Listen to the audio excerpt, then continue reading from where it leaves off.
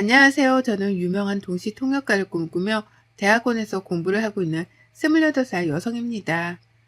시험 기간도 끝나고 바쁜 일이 끝나 조금 한가한 시간에 사연 채널을 챙겨 듣고 있었는데 제가 겪었던 사연을 보내보면 어떨까 하고 이렇게 글을 쓰게 되었네요. 사실 저는 작년에 어이없는 파혼을 경험했어요. 전 남자친구네 집에서 정확히 말하면 예비 시어머니가 너무 터무니없는 것들을 요구하시길래 이런 집안과 결혼하면 제 인생이 망할 것 같아 파혼했습니다. 정확히 말하면 자기가 말하는 요구 조건을 들어주지 않으면 결혼을 허락하지 않겠다는 말이었죠.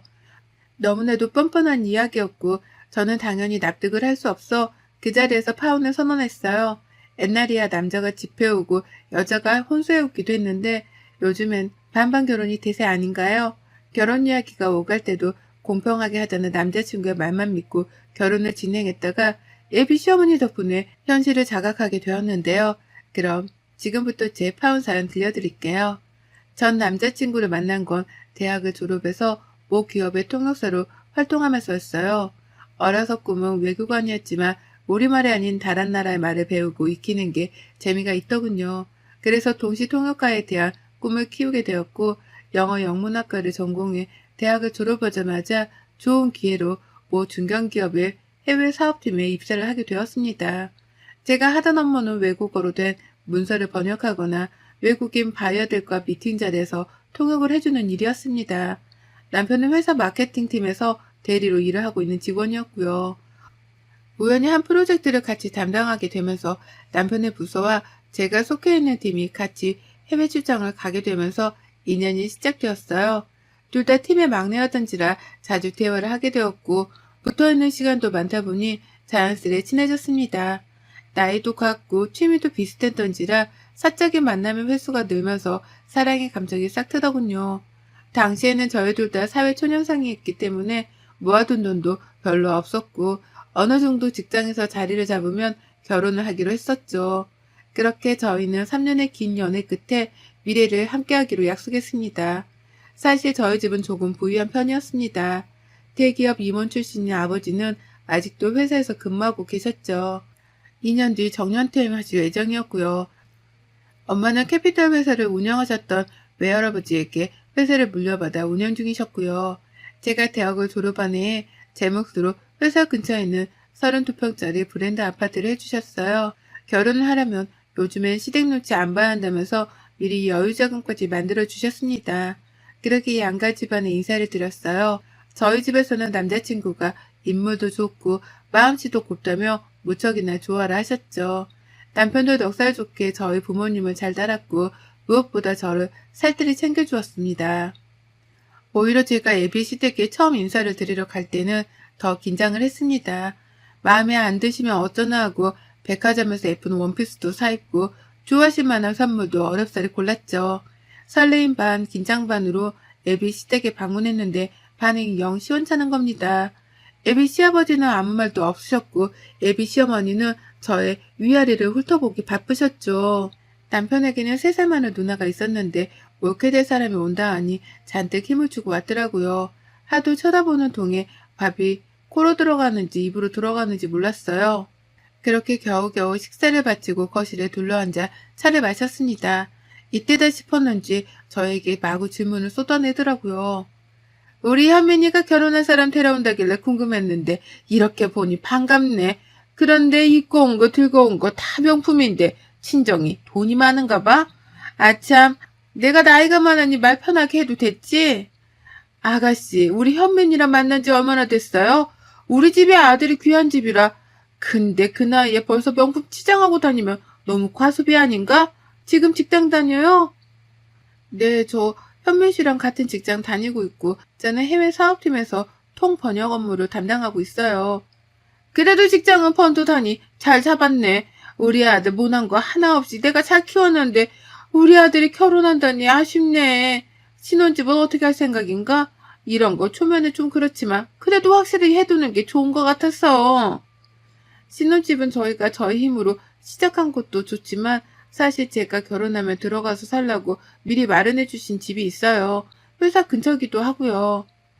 그럼 그 집은 아가씨 명의인 건가? 모아둔 돈은 얼마나 있어? 신장이 좀 여유가 되나 보네. 그래도 그 나이에 받는 월급 거기서 거기일 텐데 나중에 애 낳고 그러면 직장도 관두고 그러면 우리 아들이 고생할 게 뻔한데 지금도 이렇게 명품에 뭐에 다 두르고 다니는데 이거 괜나 사치 부리는 거 아니죠? 엄마, 초면에 무슨 말을 그렇게 해. 지연이 부담스럽게. 얘는 벌써 집 안으로 편드는 거 좀 봐. 내가 뭐 잡아먹기라도 한다니? 결혼하고 나서 애 생기면 너 혼자 일하는데 이렇게 사치 부르고 다니면 그게 다 부담되고 그러니까 미리 말해두는 거 아니야. 내 말이 틀려요? 아, 어머님 말씀이 맞아요. 과해 보였다면 죄송해요. 저도 나름 잘 보이려고 하나 사입은 건데. 저는 제가 너무 예민하게 구는 건가 생각했지만 다들 이런 고비는 한 번쯤은 있다고 해서 그러려니 했어요. 그래도 저도 사람인지라 기분이 나쁘긴 하더라고요. 자리를 피하고 꽤 늦은 시간이었기에 남자친구가 데려다 준다며 차를 타고 길을 나섰죠. 영 찝찝한 기분을 지울 수 없었던 저는 남자친구에게 하소연을 했습니다. 아니 현민 씨, 아무리 그래도 그렇지. 어머니 너무하신 거 아니야? 어떻게 초면에 대놓고 사치를 부리니 집은 어떡할 거냐? 그런 말을 서스럼 없이 하셔? 결혼이 애들 장난은 아니지만 그래도 너무 과하신 거 아니야? 나를 어떻게 보셨길래 그런 무리한 질문을 하시는 거지? 미안해. 우리 엄마가 원래 그런 사람이 아닌데 아들이 결혼한다니 서운하기도 하고 그런 모양이야. 기분 나빴다며 내가 대신 사과할게. 우리 엄마 생각보다 여린 분이야. 내가 잘 말씀드릴게. 기분 풀어, 응? 막말로 우리 엄마 아빠가 현민 씨한테 그랬으면 현민 씨도 기분 나빴을 거 아니야. 반대로 생각해보라고. 내가 현민 씨랑 결혼하는 거지 현민 씨 집이랑 결혼하는 게 아니잖아. 결혼해서도 이런 식이면 나 곤란해. 결혼하기 전에 애초에 그런 거 싹을 잘랐으면 좋겠어. 알겠어. 너무 예민하게 생각하지 마. 내가 엄마한테 잘 말해둘게. 순간 이게 맞나 싶을 정도로 결혼을 이렇게까지 해야 하나 생각이 들었지만 남자친구가 미안하다고 사과를 하는 통에 잘 준비해보기로 하고 좋게 결론 지었어요. 회사 동료들이나 주변 친구들에게 물어봐도 결혼 전에 보통 치르는 관례라며 깊게 생각하지 말라더라고요. 그래서 저도 한숨 푹 쉬고 세상에 쉬운 건 하나도 없구나 생각했죠. 며칠 뒤 상견례까지 치르게 되었어요. 저희 부모님과 예비 시부모님, 시누이, 남편 이렇게 넷이 자리하게 되었습니다. 시누이와 예비 시어머니는 저희 부모님을 스캔하기 바쁘시더라고요. 예비 시아버지는 그저 결혼이 차질 없이 잘 준비되었으면 한다고 몇 마디 거들 뿐 과묵하게 계셨어요. 시어머니와 시누이가 제일 바쁘더라고요. 다소 기분이 나쁠 수 있는 얘기인데도 저희 부모님은 차분하게 답해 주셨습니다. 요즘에는 반반 결혼이 대세던데 저희가 형편이 그렇게 좋지는 못해서요. 있는 쪽에서 지원을 많이 해주고 살아가면서 서로 도우면 되니까 결혼할 때 얼마 보태줄 수 있으신가요? 안 그래도 집 문제가 가장 큰 것 같아서 딸아이 명의로 미리 사둔 집이 있어요. 혼수다 예단만 잘 처리하면 될 것 같은데 간소하게 하길 원하시면 예단이나 애물은 생략해도 됩니다. 애물이라고 해봤자 두 사람이 하는 결혼이니 결혼 반지만 있어도 되지 않을까 싶은데요. 무슨 소리세요? 사돈이 너무 모르시네. 우리 집안이 아들이 귀한 집안이다 보니 예단이나 예물은 꼭 해야 해요. 그동안 제가 금이야 오기야 얼마나 잘 키웠는데 그것도 안 하고 넘어가면 집안 사람들한테 체면도 안 서고 우리 현민이 입지가 안 좋아지니까요. 그건 그렇습니다. 그럼 원하시는 예단 예물 있으시면 김서방 통해서 보내주시죠. 최대한 맞춰드리겠습니다. 어머, 사돈어른 정말 화끈하시다. 그럼 저도 필요한 거 있으면 말해도 되나요? 그럼요. 하나밖에 없는 딸아이가 결혼한다는데 잘 봐주십사. 그 정도는 당연히 해드려야죠. 원하시는 거 먹는 게 포함시켜 보내주시죠. 지켜보는 저는 속이 타들어갔지만 부모님은 기분 나쁜 내색도 안 하시고 그저 허허거리며 웃으실 뿐이었죠. 상견례를 마치고 집으로 돌아가는 차 안에서 제가 물어봤습니다. 그런 질문을 받고도 불쾌하지 않았냐면서요. 아빠, 아무리 사돈댁이라도 그렇지. 아빠 성격에 너무 비위 맞춘 거 아니에요? 그래도 어쩌겠냐. 나도 사람인데 딸 가진 죄인이랍시고 굽혀줬는데 아무리 생각해봐도 썩 좋은 집안은 아닌 것 같구나. 말은 그렇게 했다만 너 이 결혼 꼭 해야겠니? 당장 한다 안 한다 결론은 못 지을 것 같아요. 시간적인 여유가 있으니 며칠 생각해 볼게요. 그쪽 하는 거 보고 도저히 아니다 싶으면 저도 관둘 테니까 지켜봐 주세요. 제 성격 아시잖아요. 그래, 아빠도 우리 딸 믿는다. 이혼하기 전에 파혼이 나으니 신중하게 생각해봐라. 아직 시간 여유도 있으니까. 아버지의 말씀을 듣고 저도 곰곰이 생각했어요. 어찌됐든 남편 하나 보고 하는 결혼이기 때문에 시어머니나 시누이를 생각할 결혼은 없었죠. 물론 시댁 식구들이니 아예 신경을 안 쓸 수는 없었지만 정작 중요한 건 저와 남편이니까요. 아버지는 이대로 결혼해서 제가 줏대를 잡지 못하고 평생 당하고 살 거라며 걱정하셨습니다. 그리고 저도 한 성격 하는지라 한 번 화나면 부모님도 못 말릴 정도거든요. 저를 걱정하는 부모님을 안심시켜드리고 저는 남자친구를 믿고 결혼을 진행하기로 했습니다. 하지만 며칠 안가 그 모든 믿음은 깨져버리고 말았죠. 점심시간이 다 되어 일을 마무리하고 있는데 모르는 번호로 연락이 오는 겁니다. 예비 시어머니였어요. 갑자기 불쑥 찾아온 터라 당황스러웠지만 할 말이 있다며 회사 앞 카페로 부르시더라고요. 예비 남편에게는 굳이 말 안 해도 되니 저 혼자 조용히 나오라면서요. 갑작스러운 상황에 동료들이랑 먹기로 한 점심 약속을 취소하고 예비 시어머니를 만나러 회사 앞 카페로 갔습니다. 어머니 갑자기 찾아오셔서 놀랬네요. 무슨 일 있으세요? 내가 못 올 것이라도 온 것처럼 이야기하는구나. 너한테 미리 약속 받아둘 게 있어서 찾아왔다. 약속 받아둘 일이라면 어떤 걸 말씀하시는 건가요? 결혼이 너희 둘만 좋아서 하는 게 아니란 걸 알아줬으면 하는구나. 그래서 말인데 결혼 전에 미리 사뒀던 그 아파트 말이다. 혼인신고하면 현민이랑 공동명의로 바꾸렴.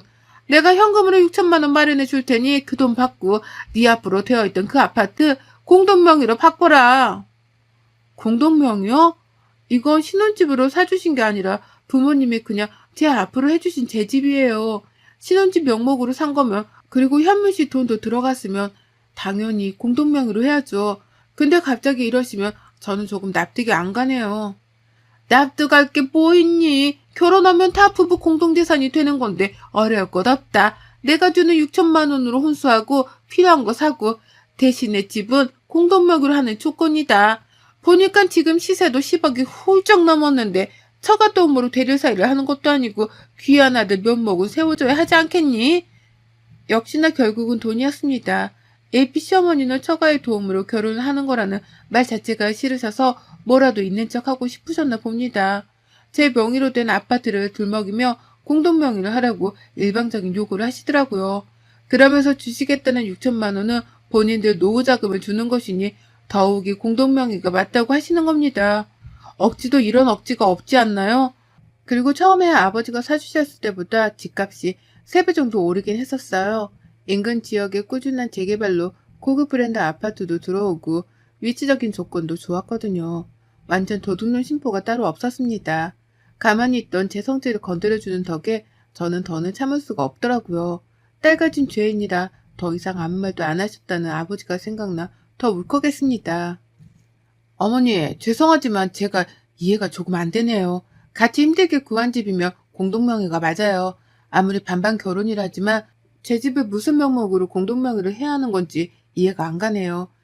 현민 씨가 한 푼이라도 보탠 거면 제가 하겠는데 저는 이해가 되질 않아요.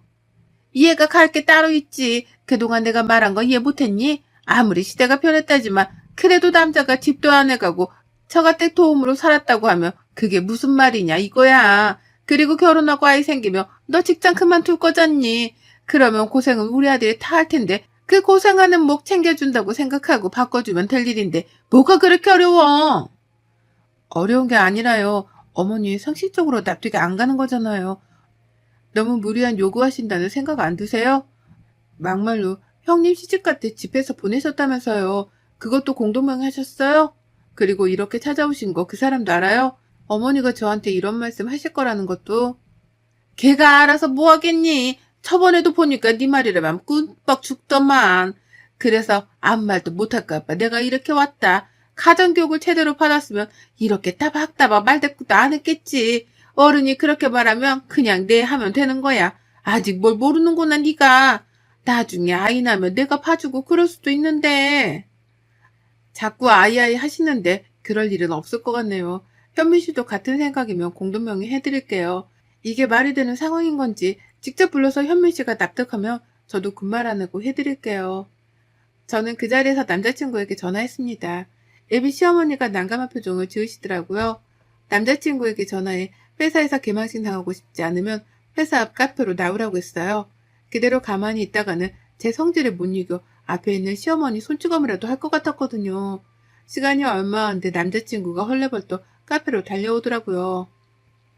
남자친구가 도착하기 전 예비 시어머니는 저를 표독스럽게 노려보며 인정머리 없는 년이라고 욕까지 하셨어요. 현민 씨, 지금 어머니가 나한테 하신 말씀 있으시다고 해서 얘기 나눠보니 우리 신혼집을 공동명의로 하라시네? 나중에 아이 낳고 일시면 자기 혼자 고생할 거 아니냐고. 아들기 살려야 하지 않겠냐고. 집 공동명의 안 해주면 결혼 허락 안 하시겠다는데 당신 들은 거 있어? 이게 다 무슨 소리야? 공동명의는 뭐고 결혼 허락을 안 하겠다는 것도 뭔데? 이 표독스러운 년? 굳이 이렇게까지 해야겠니? 그래, 내가 이참에 할 말 좀 했다. 여자가 돈이 많으면 뭐하니? 융통성이 없는데. 몸에 명품 휘감고 다니면 자기가 부자인 줄 아나? 부부가 되려면 그 정도는 감수해야지. 그리고 하나밖에 없는 우리 아들 데리고 살려면 그 정도는 해야 되는 거 아니야? 이 뻔뻔한 년. 뭐예요? 표독스러운 년, 뻔뻔한 년? 정말 뻔뻔한 게 누구신데 이래요? 당신 말해봐. 들은 게 있냐고. 긴 말 할 것도 없네. 이 결혼 없던 걸로 알게요. 어차피 주고받은 것도 없고 말만 한 상태니까 서로 아쉬운 거 없잖아요. 당신이랑은 아쉽지만 여기까지인 것 같네. 당신 집안에 내 인생 못 걸겠어. 그만하자.